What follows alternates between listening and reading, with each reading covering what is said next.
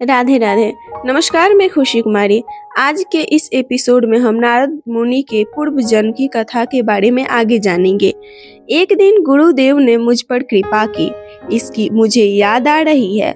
उत्सव का दिन था, अनेक साधु महात्मा पधारे थे। सुबह से ही मैं उनकी सेवा कर रहा था। दोपहर को 2 बजे साधुओं के भोजन के बाद मैं पतले उठाने के लिए गया, तब गुरुदेव वहीं विराज रहे थे। संत का प्रेम शुद्ध होता है, संसार का प्रेम स्वार्थपूर्ण होता है।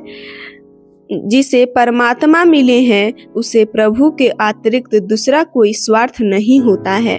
जिसे परमात्मा की अनुभूति होती है वह निस्वार्थ भाव से प्रेम करता है। संत की आंखों से सदैव प्रेम छलकता रहता है।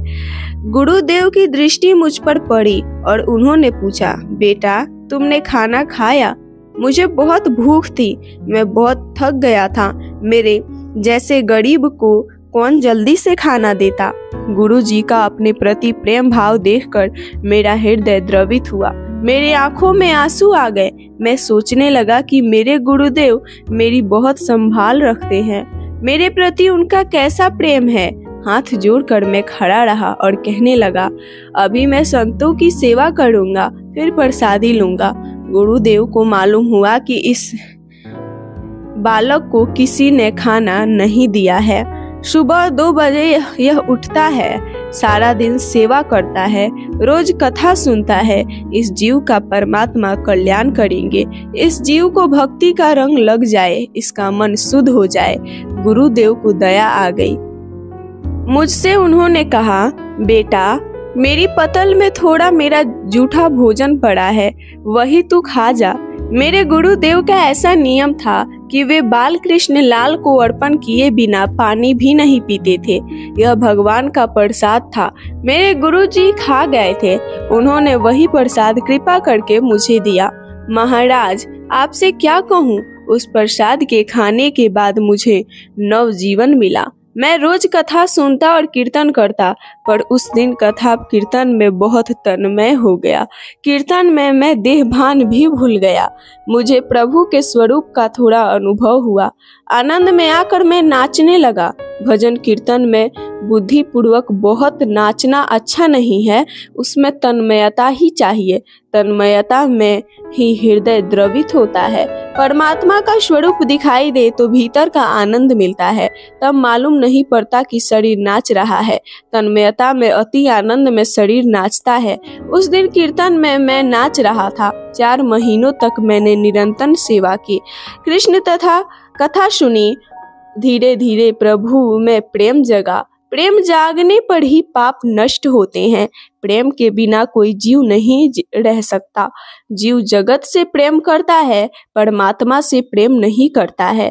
गुरुदेव ने ऐसी कृपा की कि मुझे भजन कीर्तन में तन्मयता आने लगी, आनंद आने लगा।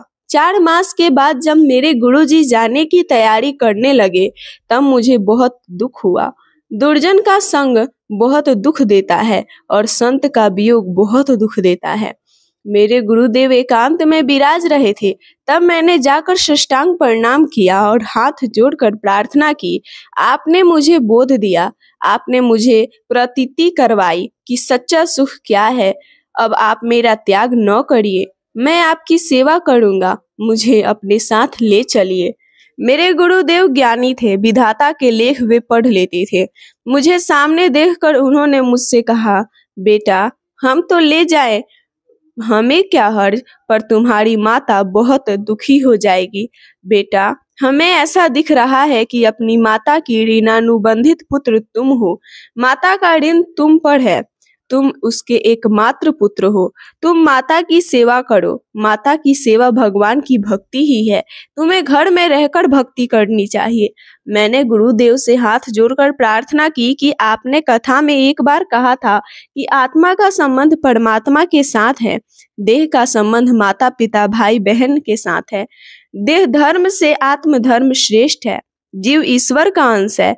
आपने कथा में एक बार समझाया था कि जब देह धर्म और आत्म धर्म के मध्य विरोध खड़ा होता है, तब महापुरुष देह धर्म को गौण मानते हैं तथा आत्म धर्म को मुख्य मानते हैं। आत्मा का धर्म है परमात्मा के प्रति प्रेम रखना। केकई की आज्ञा थी कि भरत सिंहासन पर बैठे और भरत का राज्याभिषेक हो। भरत राजा हो। भरत जी ने माता की आज्ञा का पालन नहीं किया।